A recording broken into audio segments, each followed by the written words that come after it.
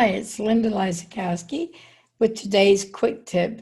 And today's question comes from someone who is an executive director and is working with building their board. And the question is, how many board committees do I need and what committees are the most important? Well, the answer to how many you need is going to depend a lot on your organization. There's no magic bullet number that's good for every organization.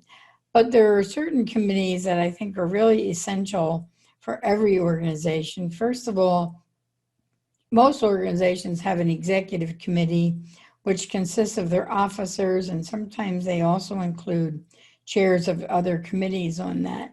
The executive committee is important because sometimes there are some decisions that need to be made quickly and there's no time for a full board meeting. And so the executive committee usually has some power to approve certain things and then take them to the board for full ratification. The other committee that almost every organization should have is a finance committee, because it isn't going to be important. Ethics and transparency are really critical in this day and age. So the finance committee should be some people who are bankers, financial planners, accountants, people who have experience in the finance world. And then sometimes you need program committees for your organization, but other times the programs are pretty well managed by staff. And so a lot of organizations don't have any program committees at all. That's just something that's handled by the staff and reported to the full board.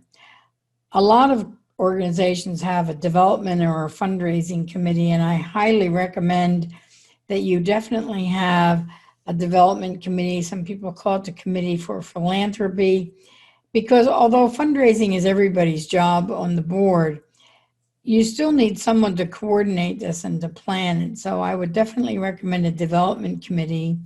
And then a strategic planning committee is good, even though they may not be working constantly. Maybe that's kind of an ad hoc committee that you appoint when it's time to update your strategic plan.